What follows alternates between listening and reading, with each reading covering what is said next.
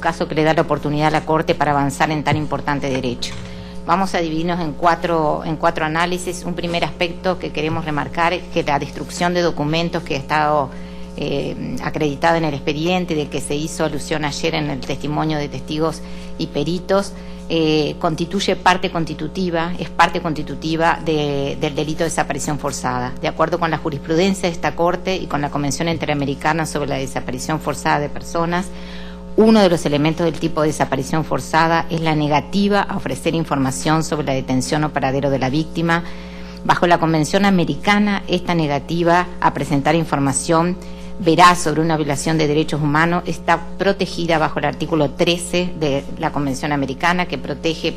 especialmente ese derecho de conocer la información que se encuentra en manos del Estado. En casos como el presente, cuando el Estado, sus instituciones y sus agentes actúan de común acuerdo para destruir evidencias y esconder información, se configura esa negativa forma parte de ser uno de los elementos constitutivos entonces de esconder, de ocultar la información para que se configure el delito. En este sentido, el artículo 13 es también uno de los múltiples derechos que se conculcan mediante la desaparición forzada. El segundo aspecto tiene que ver con la falta de acceso a información sobre las investigaciones policiales, militares y judiciales en este caso, y en perjuicio de la familia Narciso González, y también, así también como la falta de garantía en la investigación que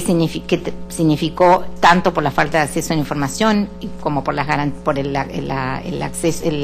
eficiencias en la garantía en la violación del artículo 13 en perjuicio de la familia. Esta Corte ha señalado que el artículo 13 protege el derecho de todas las personas de solicitar acceso a la información que se encuentra en poder del Estado. Asimismo, ha reiterado que los Estados tienen una obligación positiva de proveer la información solicitada, y han señalado que el derecho de acceso a la información es un principio indispensable de las sociedades democráticas y requiere que las autoridades estatales se rijan por el principio de máxima divulgación, el cual establece la presunción de que toda información es accesible, sujeta a un sistema restringido de excepciones. El derecho a recibir información en parte del poder del Estado es particularmente relevante cuando la información que se le requiere posibilita el esclarecimiento de graves hechos como el presente. En este caso, el Estado dominicano ha negado acceso a los archivos de investigación realizados por el Departamento de Homicidios de la Policía Nacional, quien fue la primera agencia que recibió la denuncia de la desaparición de Narciso González. A pesar de innumerables gestiones realizadas y los pedidos que fueron extendidos tanto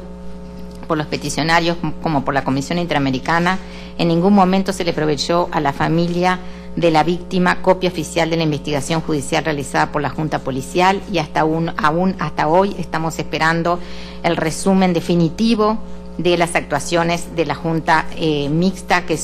solo ofreció una investigación preliminar. Aún no tenemos acceso a los documentos y análisis y conclusiones del carácter final de esta Junta Mixta. En este caso, al igual que ocurrió en Claudel Reyes versus Chile, está probado que la restricción al derecho de acceso a la información no se basó en una ley, ya que la República Dominicana, para la época de los hechos y de las investigaciones, tanto judiciales como extrajudiciales, no había una legislación que regulara las restricciones al acceso a la información bajo el control del Estado, pero tampoco hoy, con la Ley de Acceso a Información aprobada en 2004, cuyas deficiencias normativas y prácticas son expuestas con claridad por el perito Rodríguez Gómez y sobre cuyas nos vamos a extender en los alegatos escritos, tiene el Estado dominicano razones fundadas para restringir el acceso a esta información, pues como se desprende de las declaraciones periciales del señor Federico Andrés Guzmán, en caso de desaparición forzada del carácter ius cogen del delito, no son aplicables las restricciones al acceso a información relevante para el establecimiento de los hechos. Esta falta de acceso, esta falta de garantías en la investigación implicó entonces violación de este derecho respecto de los familiares. El crimen, y ahora pasamos a la conculcación de la libertad de expresión respecto de Narciso González en su dimensión individual y colectiva. El crimen de que fue víctima Narciso González fue una condena a su estilo periodístico y fue la razón por la cual fue desaparecido. La libertad de expresión La Corte ya lo ha establecido y ha tenido la oportunidad también en un caso reciente, en el caso Cepeda, de establecer la importancia, las consecuencias que implican para una sociedad democrática acallar voces disidentes y voces formadoras de opinión. Y si bien la violación de la libertad de expresión en el presente caso es consecuencia de la desaparición forzada de Narciso, no es más que una consecuencia cronológica, pero no una consecuencia accesoria. Cuando se trata de periodistas desaparecidos y la razón principal de su desaparición está ligada al ejercicio de su profesión, existe una violación bilateral que se desprende del mismo hecho único, de la desaparición. Esta violación es continuada y se extiende en el tiempo. En el caso Hellman, la Corte, analizando justamente una desaparición forzada, estableció que había necesidad de considerar el contexto en que ocurrieron los hechos de cada desaparición forzada a fin de analizar sus efectos prolongados y enfocar integralmente todas las consecuencias de la desaparición teniendo en cuenta las características específicas. Es por eso que la libertad de expresión, razón determinante de la desaparición de Narciso González, comenzó a consumarse desde su desaparición y continúa hasta hoy. La dimensión colectiva de la desaparición de Narciso, en este caso es la otra cara de mirar la dimensión de la conculcación de la libertad de expresión. Provocó un enorme menoscabo en la libertad de expresión en general, y la impunidad en que permanece el caso viene a reforzar el efecto amedrentador que causa la desaparición forzada de un periodista. Al no garantizar una adecuada investigación de los hechos y tolerar que este crimen permanezca en la impunidad, el Estado violó entonces esa dimensión colectiva y su deber de prevención para que no ocurran violaciones de este tipo. La dimensión de esta afectación es referida con claridad en el testimonio por escrito de los periodistas Uchi Lora y Juan Bolívar Díaz. Sin duda alguna, las violaciones perpetradas contra Narciso González constituyeron un crimen de Estado. Solo es posible entender cabalmente que la desaparición forzada de Narciso González es un crimen de Estado para callar la voz de un oponente férreo al régimen trujillista y balaguerista, a un formador de opinión pública, si con las limitaciones del tiempo que tenemos en este recinto nos situamos en cómo nació el gobierno de Balaguer, cuál fue su origen y legado que lo mantuvo para perpetuarse en el poder desde 1966 hasta poco antes de la crisis del 94, con algún pequeño interregno. República Dominicana se vio marcada desde el siglo pasado por la permanencia en el poder de regímenes tiranos que se lleopardaron como democracias plenas en base de acuerdos políticos basados en la impunidad y el continuismo de enclaves de poder. Rafael Trujillo duró 32 años en el poder de República Dominicana. Fue un régimen que, al igual que muchas dictaduras del continente, aunque nuestra mente no esté establecida en este marco, se valió de una alianza blindada con las Fuerzas Armadas, conspiraciones y terror, un régimen que utilizó métodos dirigidos a encarcelar, torturar y eliminar físicamente a posibles enemigos, así como se valió de prebendas y corrupción desatada que se reflejó en un enriquecimiento ilimitado a la muerte del gobernante. Para la década del 60 y ante una crisis política fuerte que amenazaba con desmoronar el régimen de Trujillo, Trujillo ya había designado ante esta situación como presidente a su hermano. Joaquín de Balaguer es elegido presidente por Trujillo, quien había sido vicepresidente. Balaguer había sido vicepresidente y antes ministro y embajador del gobierno de Trujillo. Es importante entender que los gobiernos de Trujillo no se van el día que mueren los Trujillos, no se van sin dejar herederos ni poderes profundamente enquistados en todo el aparato estatal, no se van sin dejar traumas profundos y duraderos en las conciencias colectivas, no se van sin dejar miedos, no se van sin sellar pactos de lealtad y fidelidad política para encubrir crímenes y asegurar impunidad. Trujillo cerró ese pacto con Balaguer y Balaguer fue hijo de ese modelo, y fue con ese modelo que logró imponerse políticamente en República Dominicana.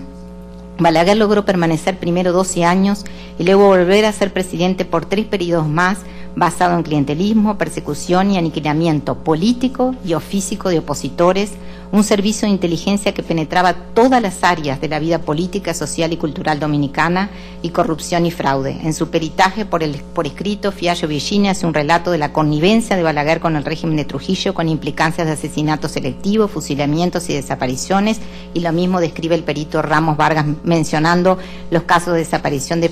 periodistas como Orlando Martínez y García Castro, y de amenazas a otros. Entramos rápidamente, por cuestiones de tiempo, a 1994.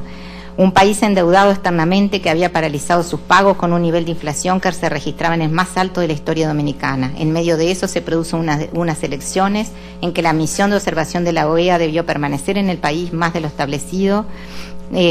Originalmente ya había otros actores internacionales muy conocidos. Grandes protestas y huelgas nacionales que paralizaron al país al menos en 4 ocasiones. En medio de este contexto se da el proceso electoral del 94, con el cual el doctor Balaguer, en un intento por mantenerse en el poder, es acusado de cometer un nuevo fraude electoral que culminó, y esto lo demuestra la historia, en que tuvo que hacer un pacto político para adelantar las elecciones y finalmente termina no terminando su mandato presidencial y teniendo que retirarse 2 años antes. El perito Ramos Vargas describe con detalle, dando nombres y hechos precisos, la represión a periodistas mediante fuertes presiones para generar la pérdida de empleo o la autocensura en la época del 90 al 94, teniendo como más sutil, pero teniendo como su punto más crudo la desaparición de Narciso González. ¿Quién era Narciso González en este momento, en ese momento histórico? Quien declara por affidavit y quien no era necesariamente un amigo de Narciso González, ni formaba parte de su grupo de amigos, ni de sus mismas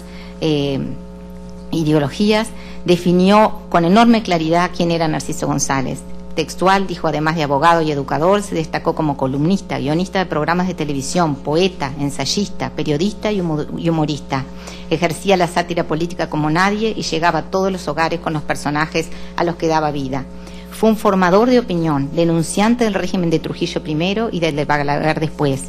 Como también lo expone en su peritaje Molina Morillo en el artículo de Narciso González sobre las 12 razones para considerar a Balaguer en lo más perverso de América Latina y su llamado a la desobediencia civil, fue la gota que derramó el vaso, en palabras del perito, que colmó la paciencia de Balaguer, fue su sentencia de muerte en un momento en que la situación parecía escaparse de las manos y que se sabía que el régimen balaguerista llegaba a su fin.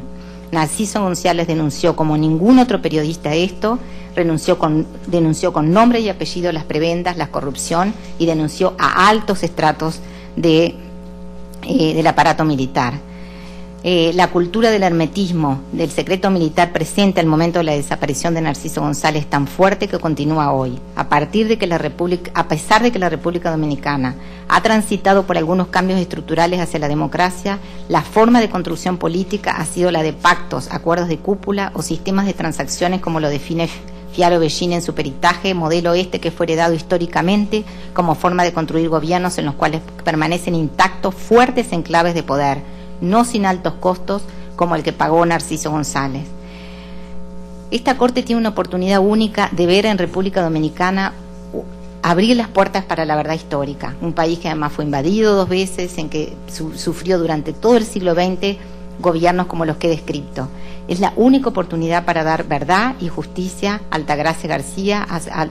Altagracia Ramírez, a sus hijos y a la sociedad dominicana toda. Esta Corte tiene la oportunidad de hacer una mirada de contexto y no detenerse en la desaparición de Narciso González como un hecho aislado, casual, un exceso o una circunstancia muy peculiar. Las reparaciones las vamos a extender en nuestro escrito final de alegatos, pero sí creemos que la Corte puede hacer algunos cambios que son significativos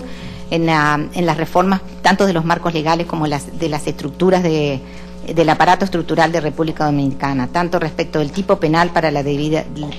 diligencia en la investigación del crimen, no solamente para la investigación actual, sino para la prevención,